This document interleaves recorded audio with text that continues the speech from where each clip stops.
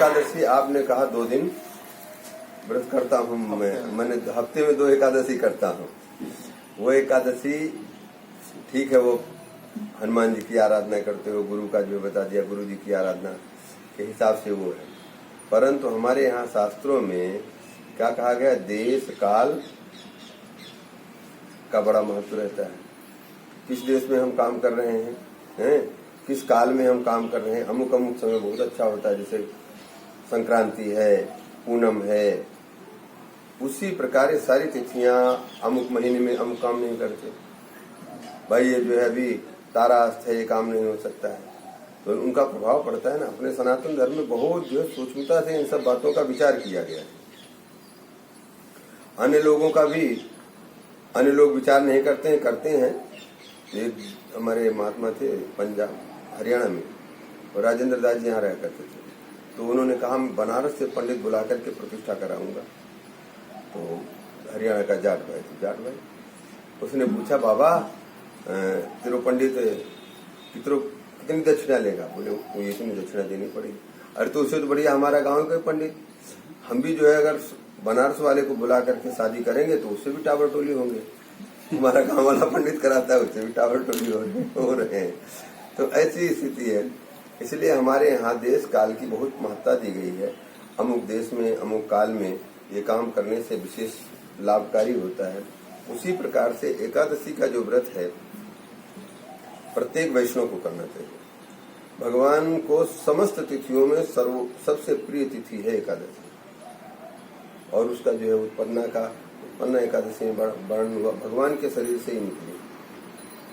जैसे सारा संसार तो ब्रह्मा जी के शरीर से प्रकट हुआ, मनु शत्रुपा इत्यादि, परंतु एकादशी महारानी भगवान के शरीर से प्रकट हुई है, और बहुत बड़े दुष्ट को उन्होंने समाप्त किया। इसलिए ठाकुर जी इतने प्रसन्न हो गए कि उनको पूरा मोक्ष का अधिकारी समझा दिया। तुम्हारी शरण में आवे, उसको जो कुछ भी हो उसकी सारी कमियों को पूरा करो, और सब भुक्ति मुक्तिम च विन्दते। भुक्ति किसको कहते हैं? सांसारिक सुख को भुक्ति कहते हैं, पारलौकिक सुख को मुक्ति कहते हैं। तो एकादशी महारानी की कृपा से व्यक्ति लौकिक और पारलौकिक दोनों सुखों को प्राप्त करता है। आज षठतिला एकादशी है। षठतिला एकादशी का मतलब तिलों को आज के व्रत में 6 जगह विनियोग करना। 6 हवन में, खाने में, दान में, स्नान में, उपटन में और तर्पण में, ये तीनों काम चलते हैं ना। वैसे देखो एकादशी के दिन तेल लगाना मना है, परंतु आज जो है उपटन लगाने का भी महत्व है। वो भी तिल का होना चाहिए। क्या है, देखो मैं अलग सोचता हूँ कि अगर मैं ये एकादशी करने के बारे में हम लोग सोचने लगे, फिर उसके बाद में ये वापस कब आएगी ये तिल एकादशी, मेरे को पता नहीं। आती रहती, इस महीने में आती होगी। फिर उसमें तिल के 6 काम कैसे करेंगे? नहीं कोई देखो ऐसा है ना, क्योंकि अब आदमी जब भी कुछ करना चाहता है तो चाहता है कि पूरी विधि विधान से करो। हाँ, वो विधि विधान है ना, इतना पेचीदा बने हुए। नहीं, विधि विधान एकादशी का विधि विधान बहुत पेचीदा नहीं। एकादशी का विधान तो ऐसा है, त्रिदिवसीय व्रत है। 10वीं को आप एक टाइम भोजन करें। एकादशी इतना शरीर को शोधन करने वाला, वैज्ञानिक दृष्टि से एकादशी को वस्तुतः देखा जाए तो कुछ नहीं लेना चाहिए। और भगवत चरणामृत लेकर के आप एकादशी करें। नहीं हो रहा है तो कुछ दूध ले लें, और नहीं तो फल ले लें। नहीं तो वस्तुतः सुनिए, अरे भाई साहब, सनातन धर्म ऐसा इतना बढ़िया सनातन धर्म का सिद्धांत है। यहाँ करोड़पति जो दान करेगा और एक खाकपति जो दान करेगा, दोनों के दान का महत्व बराबर है, परंतु अपनी हैसियत के अनुसार।